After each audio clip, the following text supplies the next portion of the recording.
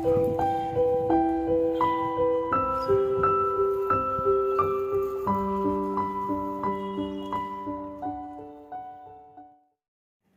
বন্ধুরা, good evening. তোমরা সবাই কেমন আছো? আশা করি প্রত্যেকে খুব ভালো আছো, সুস্থ আছো। আমরাও কিন্তু ভালো আছি। পুজো শুরু হয়ে গেছে, আজকে হচ্ছে তৃতীয়া। তো তৃতীয়ার সন্ধ্যা থেকে নতুন একটা ব্লগ স্টার্ট করলাম বা শুরু করলাম। আর তোমাদের তো লাস্ট একটা ব্লগ আমি শেয়ার করেছিলাম যে সবার জন্য জামা কাপড় কেনা হয়েছে। দেখো এমন অবস্থা, কাউকে সেগুলো এখনো দেওয়াই হয়নি, বোঝো। সবকিছু চলছে, যে কি চলছে এবার আমি সত্যি নিজেই বুঝতে পারছি না। আর আজকে অনেকদিন পর একটুখানি খোলা মনে ব্লগটা স্টার্ট করছি, কারণ আমার সঙ্গে আমার সব থেকে প্রিয় মানুষটা রয়েছে, এই যে ক্যামেরাম্যান। কারণ সে আজকে একদম সন্ধ্যাবেলায় ফ্রি। আর আমরা দুজন মিলে একটু আগেই সব স্নান টান করে উঠলাম। বুঝতেই তো পারো বাড়িতে কাজ হওয়া মানে, আমি শুধু একটা কথা শুরু থেকে বলে যাচ্ছি, শুধু পুরো ধুলোবালিতেই একাকার অবস্থা। সেগুলো ক্লিন করতে করতেই বিকেল হয়ে যায়, তারপর দুজন মিলে ফ্রেশ ট্রেশ হই। তো আজকে আমার কাজকর্মে মেন ছিল হচ্ছে ঘর দুয়ারের সমস্ত পর্দা পাপড় সমস্ত ক্লিন করে কেচে ধুয়ে দিয়েছি। জামা কাপড় ছিল 2 বালতি, সেগুলো সমস্ত কাছাকাছি করেছি। তাই দেখো ঘরটা একটু ফাঁকা ফাঁকা লাগছে কিরকম, সমস্ত পর্দাগুলো সরিয়ে দিয়েছি। তাই এই দেখো, দেখেছো? তো যাই হোক, এখন সন্ধ্যাবেলা দুজন মিলে একটুখানি হালকা রেডি হয়ে নিয়েছি। সে যাবে এখন তার শ্বশুর বাড়িতে, মানে আমার বাপের বাড়িতে। আর এই বাড়িতেও সবাইকে এখন জামা কাপড়গুলো দিয়ে দেবো। তো সঙ্গে থাকা ব্লগ জুড়ে। আর সব থেকে আমরা দুজন এটাই মনে করি, জামা কাপড় কেনার থেকেও দেওয়ার থেকে তাদের যে মুখের হাসিটা, ওটাই আমাদের সব থেকে বড় অ্যাচিভমেন্ট, তাই না? তাদের সব থেকে ওই যে একটুখানি জামাটা দেওয়ার পরে, শাড়িটা দেওয়ার পরে একটু হাসবে, আশীর্বাদ করবে, ওটাই আমাদের দুজনের সব থেকে বড় প্রাপ্তি। চলো তোমাদের সঙ্গে সেটাও শেয়ার করবো। জামা কাপড় দেওয়ার পরে প্রত্যেকটা মানুষের কি রকম কি এক্সপ্রেশন হয়, তোমার সেটাও দেখতে পাবে। চলো সঙ্গে থাকো ব্লগ জুড়ে। তুমি কিছু বলো, নাহলে সবাই আবার বলবে ঋতু তুমি এত কথা এত বলো, তোমার বাকি তুমি কথাই বলতে দাও না। আগে যখন নিয়মিত ও থাকতো। তৃতীয়া বলতে দেবী পক্ষের তৃতীয়া, মহালয়া 2 দিন আগে গেছে।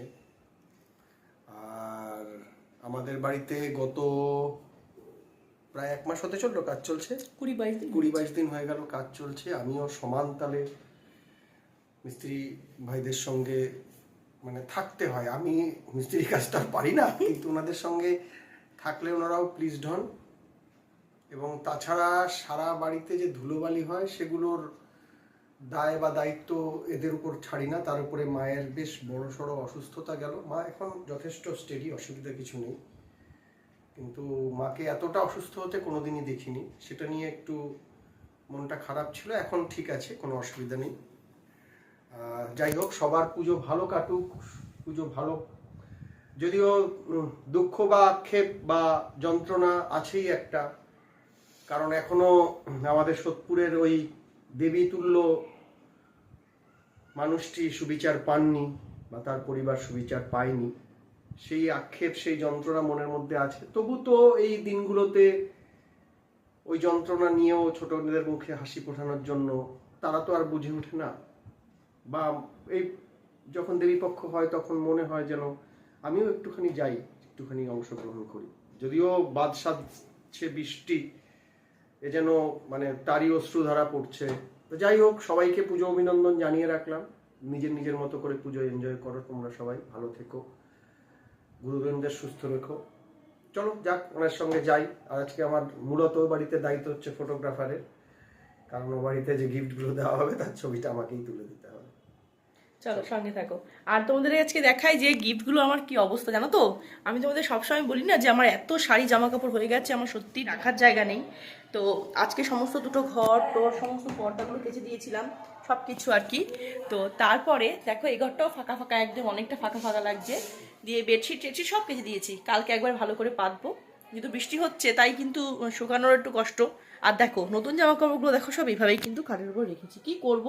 সব প্যাকেট প্যাকেট করে এভাবে রাখা, এক চেয়ারে রাখা। এখন সব একটা করে নেব, নিয়ে সবাইকে দেবো। চলো যাওয়া যাক। কই আসো গো। তো এবারে যিনি সব থেকে বড় তাকে দিয়ে শুরু করলাম। প্রথমে দিচ্ছি শাশুড়ি মাকে। এই দেখো, কালকে তোমাদের দেখালাম না ভিডিওতে যে পিচ কালারের শাড়িটা হচ্ছে মায়ের, আর same sari same design yellow কালারটা হচ্ছে আমার মায়ের। তো তাও মাকে দেখাচ্ছিলাম, দেখো তোমার কোনটা ভাল লাগছে। আর তোমার ছেলে তোমার জন্য কিনেছে এই পিঙ্ক কালার, এটা পছন্দ করে। হ্যাঁ, এটা আমার হাজব্যান্ডই কিনেছে তার 2 মায়ের জন্য, নিজে পছন্দ করেছে এবার। আর এগুলো হচ্ছে টিস্যু বেনারসি টাইপের, কিন্তু কালকে আমি ভুল করে বলছিলাম যে পেপার সিল্ক, কিন্তু সেটা নয়, এটা টিস্যুর শাড়ি। তো মাকে বলছিলাম দেখো তোমার পছন্দ হয় কিনা, তো মা বলছে দেখ এখন তো আমার এরকম ভালো শাড়ি পরতে ইচ্ছে করে না, আমি তো একটু হালকা শাড়ি পছন্দ করি, কিন্তু যখন নিয়ে এসেছিস তখন নিশ্চয়ই পরবো, আমাকে একটা সেম কালারের ব্লাউজ কিনে দিস। আমি বললাম হ্যাঁ নিশ্চয়ই কিনে দেবো, কারণ মা তো বাড়ানো ব্লাউজ পরতে পারে না, কষ্ট হয়, তাই এটা সিম্পল কটনের ব্লাউজ কিনে দিতে হবে আমাকে এর সঙ্গে, বা জর্জেটের ব্লাউজ দেবো আর কি। তো তারপর আমার দেওরকে দিয়ে দেওয়া হলো টাকা, সেটা আর শেয়ার করতে মনে নেই, আমার হাজব্যান্ড দিল আমার দেওরকে টাকা, ওর পছন্দ অনুযায়ী কিনে নেবে। আর দেখো তারপর চলে আসলাম আমি আমার বাড়িতে, মানে বাপের বাড়িতে। শ্বশুরবাড়ি থেকে বাপের বাড়ির ডিস্টেন্স মাত্র 2 মিনিটের, সহজে চলে আসা যায়। আর সঙ্গে নিয়ে এসেছি একটুখানি তরকারি, যেটা শাশুড়ি মা রান্না করেছিল আমার মায়ের জন্যে, লোটে মাছের ঝুরি ভাজা, যেটা আমার মা খেতে খুব ভালোবাসে। তো চলো এখন এবারই সবাইকেও গিফটগুলো একে একে দিয়ে দেবো। শুভ তৃতীয়া বৌদি, শুভ তৃতীয়া। মাম্মা গত বছর এই দ্বিতীয় দিন থেকে মনে আছে, সেই ঘোরা দ্বিতীয় দিন থেকে ঘোরা শুরু হয়ে গেছিল, ওই যে বারমাসেলে গেলাম, গিফট দেওয়া চালু হয়ে গেল। হচ্ছে আমার তরফ থেকে না, এটা হচ্ছে দিদি ভাইয়ের তরফ থেকে বাবার জন্য, বাবার দিদি ভাই আগে টাকা পাঠিয়ে দিয়েছে, সেটা কিনে শুধু আমি দায়িত্ব পালন করছি। আমারটা বাবা আগেই পরে নিয়েছে। খুশি? আমি নতুন ব্যাগ করেছি। কি দেয়নি, ও আসলে এখানে এসে বসো। কি? হ্যাঁ। আচ্ছা, কিন্তু আমি ওদিকে গেছিলাম নিচ্ছি না।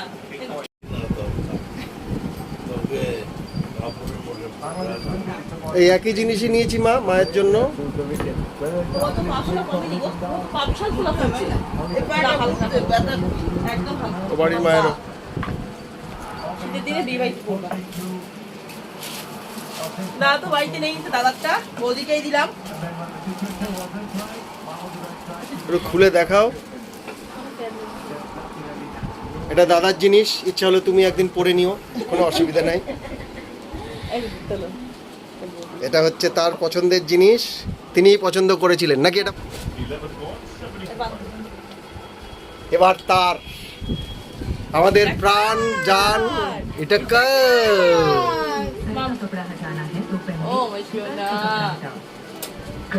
আচ্ছা, এটা কিন্তু কি পারপাস নেওয়া? দাঁড়াও, তার জন্মদিনের গিফট সে একবারে নিয়েছে আমার কাছ থেকে পুজোর গিফট হিসেবে, তাই তো? কি এটা একটু দেখিয়ে দে খুলে।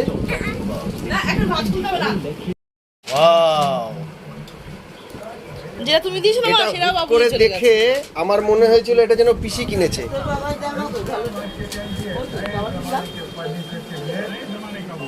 এটা দীপনের।